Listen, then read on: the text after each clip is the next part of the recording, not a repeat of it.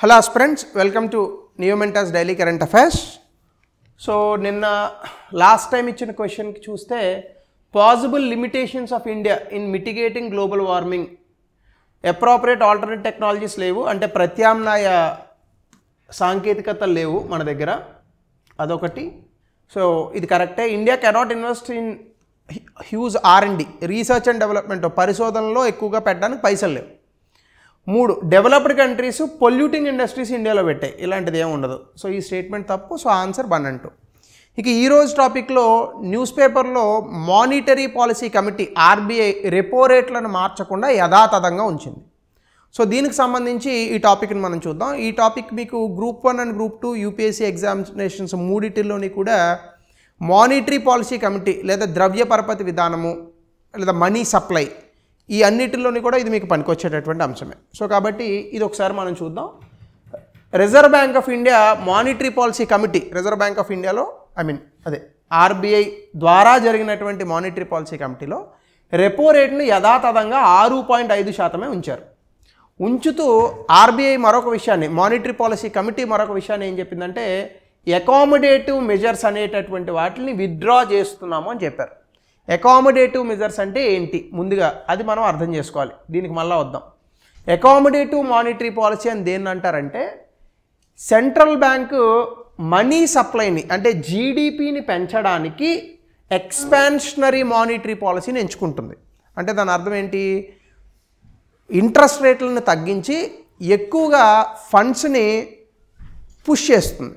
అంటే మనకి జనరల్గా మానిటరీ పాలసీలో 2 రకాలు ఉంటాయి: expansionary monetary policy, contractionary monetary policy. Expansionary monetary policy అంటే మనీ సప్లై అంటే ద్రవ్య సరఫరాని పెంచడానికి RBI తన తాలూకా వడ్డీ రేట్లను తగ్గిస్తుంది. వడ్డీ రేట్లను తగ్గిస్తుంది తగ్గిస్తే ఏమవుతుంది? ఎక్కువగా రుణాలు దొరుకుతాయి. ఎక్కువగా రుణాలు దొరికితే ఏమవుతుంది? పెట్టుబడులు పెరుగుతాయి. పెట్టుబడులు పెరిగితే ఏమవుతుంది? జీడిపి పెరుగుతుంది. తద్వారా ఇన్ఫ్లేషన్ కూడా పెరుగుతుంది. సో గతంలో ఇలా ఎకనామిక్ గ్రోత్ని అంటే జీడిపిని పెంచడానికి వడ్డీ రేట్లను తగ్గించారు. కానీ ఇలా వడ్డీ రేట్లను తగ్గించడం వల్ల ద్రవ్యోల్బణం కూడా పెరుగుతుంది. సో ఇప్పుడు ద్రవ్యోల్బణం పెరిగిన కారణంగా మళ్ళీ వడ్డీ రేట్లను పెంచారు. సో ఇప్పుడు మనకి RBI ఏం చెప్పిందంటే ఈ అకామిడేటివ్ మెజర్స్ ఏవైతే ఉన్నాయో వీటిల్ని తగ్గిస్తాము. ఎందుకంటే ద్రవ్యోల్బణం అనేటటువంటిది పెరుగుతోంది. ద్రవ్యోల్బణం పెరిగితే ఏమవుతుంది? పేదవాళ్ళు, మధ్యతరగతి వాళ్ళు కొనుక్కునేటటువంటి నిత్యావసర వస్తువుల ధరలు పెరుగుతాయి. సో అవి పెరగకుండా వాటిని నియంత్రించాలి. కాబట్టి RBI ఈ అకామిడేటివ్ మెజర్స్ అనేటటువంటి వాటిని విత్డ్రా చేసుకుంది. సో అంటే దీనివల్ల ఏమవుతుంది? మనకి ఇప్పుడు వడ్డీ రేట్లు పెరిగే అవకాశాలు ఉంటాయి లేదా యథాతథంగా ఉంటాయి. సో దీనివల్ల ద్రవ్య సరఫరా విపరీతంగా పెరగదు. సో ఇది RBI చేసినటువంటి విషయం. సో దీనికి సంబంధించి మీరు చూస్తే ఇవి repo rate, reverse repo rate, ఇవన్నీ ఇవి పాతవి అనుకోండి. బట్ ఒరిజినల్గా అయితే ఇప్పుడు రెపో రేట్ అనేటటువంటి దాన్ని 6.5% కింద ఉంచారు. సో ఇందులో భాగంగా మళ్ళీ నేను మానిటరీ పాలసీ కమిటీ అంటే ఏంటి, అందులో 6 ఉంటారు. 3 ఏమో RBI నుంచి ఉంటారు, 3 ప్రభుత్వం నుంచి ఉంటారు. RBI నుంచి RBI గవర్నర్ దానికి హెడ్గా ఉంటాడు. RBI డిప్యూటీ గవర్నర్తో పాటు మరొక వ్యక్తిని RBI గవర్నరే అపాయింట్ చేస్తాడు. ఈ 6 ఓటింగ్ తీసుకొని అందులో ఉన్నటువంటి డెసిషన్స్ తీసుకుంటారు. ఇవన్నీ నేను గతంలో చాలాసార్లు చెప్పాను, ఆ వీడియోస్ ఒకసారి చూసుకోండి. సో కాబట్టి మానిటరీ పాలసీ కమిటీకి నేను వెళ్ళను. కానీ మానిటరీ పాలసీ కమిటీ ఇప్పుడు తీసుకున్నటువంటి నిర్ణయంలో monetary policy committee by monthly పాలసీని రిలీజ్ చేస్తుంది. అంటే 2 నెలలకు ఒకసారి వాళ్ళ విధానాన్ని చెప్తారు. సో ఇప్పుడు ఈ నెలలో చెప్పినటువంటి విధానం రెపో రేట్ని యథాతథంగా ఉంచుతున్నాం. దాంతోపాటుగా ఏం చెప్పారు? 2025, 2024, 2025 ఆర్థిక సంవత్సరానికి జీడిపి 7% రావచ్చని అంచనా వేసింది. NSO అంటే నేషనల్ శాంపిల్ ఆర్గనైజేషన్ ఉంది కదా, నేషనల్ స్టాటిస్టికల్ ఆర్గనైజేషన్, వీళ్ళు ఇచ్చిన ప్రొజెక్షన్స్ ఏమో 7.6. ఇది ప్రభుత్వానిది, ఇది ప్రభుత్వానిది. సో వాళ్ళకే పొంతన కరెక్ట్గా లేదనమాట. అంటే వీళ్ళేమో 7.6% జీడిపి పెరగచ్చు అని చెప్తున్నారు. కానీ RBI మాత్రం 7% జీడిపి పెరుగుతుందని చెప్తుంది. ఎప్పుడూ కూడా RBI కానీ ప్రభుత్వ రంగ సంస్థ ఏదైనా చెప్పిన ప్రొజెక్షన్స్ కన్నా జీడిపి తక్కువే వస్తుంది, ఎక్కువ రాదు. వీళ్ళు 7 అన్నారంటే అది 6.5 వస్తుంది. సో అంటే రాబోయేటటువంటి రోజుల్లో కూడా ఆర్థిక వ్యవస్థలో మెరుగుదల అనేటటువంటిది తక్కువగా కనిపించడానికి అవకాశం ఉంది. అలాగే projected growth rates 2 financial year ఆర్థిక సంవత్సరం 2025 కానీ మనం చూస్తే ఒకటో క్వార్టర్ అంటే జనరల్గా 12 నెలల్ని 3 కింద చేస్తారు. మొదటి 3 నెలల్లో 7.1% వస్తుందట, రెండో క్వార్టర్లో 6.9, 3, 4లో 7 వస్తాయంట. అంటే యావరేజ్గా చూసుకున్న ఆర్బీఐ చెప్పిన ప్రకారం 2025 సంవత్సరానికి జీడిపి 7% వచ్చేటటువంటి అవకాశం ఉంది. అలాగే repo rate, liquid adjustment facility అని అంటాం. లిక్విడ్ అడ్జస్ట్మెంట్ ఫెసిలిటీ అంటే ద్రవ్య సరఫరాను నియంత్రించడానికి ఆర్బీఐ వాడేటటువంటి ఒక పద్ధతి. ఇందులో repo rate, reverse repo rate, marginal standing facility rate ఇవన్నీ ఉంటాయి. అందులో రెపో రేట్ని 6.5%గా ఉంచారు. అదే డిపాజిట్ ఫెసిలిటీ రేట్ని మాత్రం 6.25గానే ఉంచారు. అంటే మీరు ఇప్పుడు ప్రభుత్వం దగ్గర డబ్బులు దాచుకుంటే బ్యాంకులో కనుక డిపాజిట్ వేస్తే 6.25% వడ్డీ ఇస్తారు అంతే. అలాగే మానిటరీ పాలసీ కమిటీ మరొక విషయాన్ని ఏం చెప్పిందంటే ద్రవ్యోల్బణాన్ని నియంత్రించడమే మా యొక్క ధ్యేయము అని చెప్పింది. అంటే ద్రవ్యోల్బణాన్ని అనుకున్నటువంటి టార్గెట్ ఎప్పుడు కూడా మానిటరీ పాలసీ ఆర్బీఐ ఇచ్చినటువంటి టార్గెట్ మేరకు ద్రవ్యోల్బణం అనేటటువంటిది 4 ± 2 విచ్ ఈజ్ ఈక్వల్ టు 2 నుంచి 6% మధ్యలో ఉండాలి. కానీ ఇప్పుడున్న పరిస్థితుల్లో 6% పైచీలకు ద్రవ్యోల్బణం అనేటటువంటిది ఉంది. సో కాబట్టి ద్రవ్యోల్బణాన్ని కాస్త తక్కువకు తీసుకురావాల్సినటువంటి అవసరం ఉంది. సో దీన్ని మేము తీసుకొస్తాము అని కూడా ఆర్బీఐ చెప్తోంది.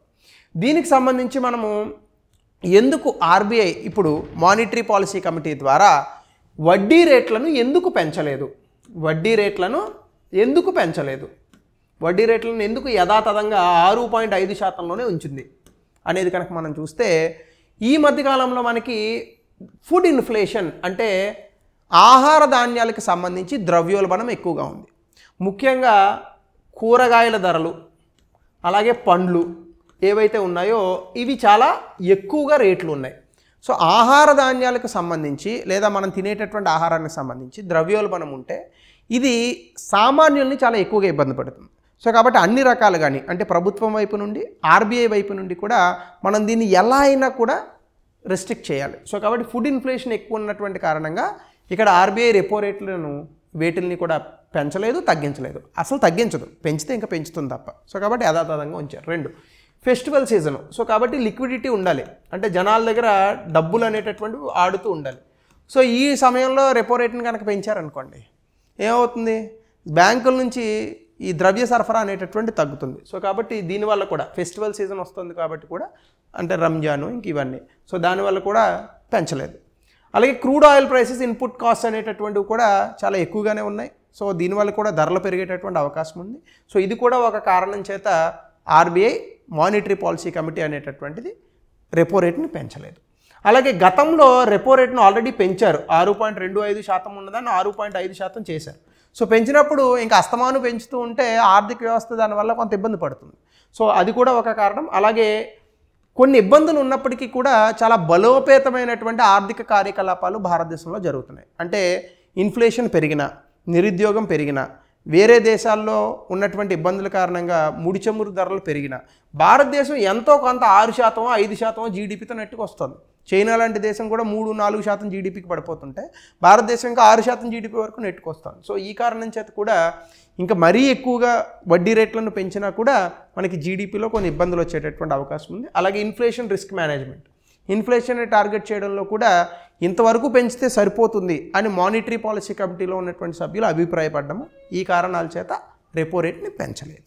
అయితే ఇందులోనే భాగంగా మనము ఇన్ఫ్లేషన్ టార్గెటింగ్ అంటే ద్రవ్యోల్బణాన్ని అదుపు చేయడం అనేటటువంటిది కనుక మనం చూస్తే ఈ ఇన్ఫ్లేషన్ టార్గెటింగ్ అనేటటువంటి ఒక కాన్సెప్ట్ని రిజర్వ్ బ్యాంక్ ఆఫ్ ఇండియా 2016వ సంవత్సరంలో తన ద్రవ్య పరపతి విధానంలో ప్రవేశపెట్టింది. ఇది ఎగ్జామినేషన్లో బిట్ రూపంలో అడగచ్చు. సో ఇన్ఫ్లేషన్ టార్గెటింగ్ అనేటటువంటి దాన్ని అంటే ఇప్పుడు 4 ± 2 అనే ఈ కాన్సెప్ట్ చెప్తున్నారు కదా, దీన్ని మొట్టమొదటిసారి ఆర్బీఐ మనకి చెప్పినటువంటి సంవత్సరం ఏదండి, 2016వ సంవత్సరంలో ఇన్ఫ్లేషన్ టార్గెటింగ్ గురించి చెప్పారు. అంటే ఏంటిది ఇన్ఫ్లేషన్ టార్గెటింగ్ అంటే ఆర్బీఐ చేతిలో ఉన్నటువంటి ద్రవ్య పరపతి సాధనాలు అంటే repo rate, reverse repo rate, standing deposit facility rate, marginal facility rate వీటిల్ని ఉపయోగించుకొని ద్రవ్యోల్బణాన్ని నియంత్రించడాన్ని మనం ఇన్ఫ్లేషన్ టార్గెటింగ్ అంటాం. ఈ ఇన్ఫ్లేషన్ టార్గెటింగ్ తాలూకా ప్రాథమిక లక్ష్యం ఏంటండి, ఖచ్చితంగా ద్రవ్యోల్బణం 4% ± 2%లో ఉండాలి. దీన్ని కంఫర్ట్ జోన్ అని అంటారు. సాధారణంగా ద్రవ్యోల్బణం 4% ఉంటే హ్యాపీ, ఎందుకంటే 2కి 6కి మధ్య ఎక్కడ ఉంటుంది, 4లో ఉంటుంది. సో కాబట్టి కంఫర్ట్ జోన్ ఎప్పుడు కూడా మనకి ఏమవుతుందండి, 4 ± 2. అంటే అతి తక్కువ అంటే 2% ఉండాలి, అతి ఎక్కువ అంటే 6% ఉండాలి. ఈ రెండింటికి మధ్యలో ద్రవ్యోల్బణాన్ని ఎలా అయినా నిలపడాన్ని మనం ఇన్ఫ్లేషన్ టార్గెటింగ్ అని అంటాము. ద్రవ్యోల్బణాన్ని ఇలా నిలపడానికి మానిటరీ పాలసీలో ఉన్నటువంటి అనేక సాధనాలను ఆర్బీఐ ఉపయోగించి ఇన్ఫ్లేషన్ ఈ టార్గెట్లో పెట్టడాన్ని ఇన్ఫ్లేషన్ టార్గెటింగ్ అని పిలుస్తాం. సో దీనికి సంబంధించి 2020లో ఈ మానిటరీ పాలసీకి సంబంధించి ఒక క్వశ్చన్ ఇచ్చాడు. మీ ఆన్సర్ ఏంటో కమెంట్ సెక్షన్స్లోనే అలాగే మన కమ్యూనిటీ సెక్షన్లోనే తెలియజేయండి. భారత ఆర్థిక వ్యవస్థ ఇటీవల వీక్ ఆకారంలో పుంజుకుందని మీరు అంగీకరిస్తారా? మీ సమాధానం ఎస్ అయితే కారణాలను తెలియజేయండి. 2021లో ఇచ్చిన యూపీఎస్సీ మెయిన్స్ క్వశ్చన్. ఇలాంటి క్వశ్చన్స్ తరచుగా వస్తూ ఉంటాయి. సో కాబట్టి 150 నుంచి 200 పదాల్లో దీనికి సమాధానం రాయండి. సో ఇది మానిటరీ పాలసీకి సంబంధించినటువంటి అంశం. మరొక కొత్త టాపిక్తో విల్ మీట్ టుమారో. ఇంకా ఏవైనా టాపిక్స్ మీకు చెప్పాలని అనుకుంటే దయచేసి కామెంట్ సెక్షన్లో పెట్టండి. Thank you.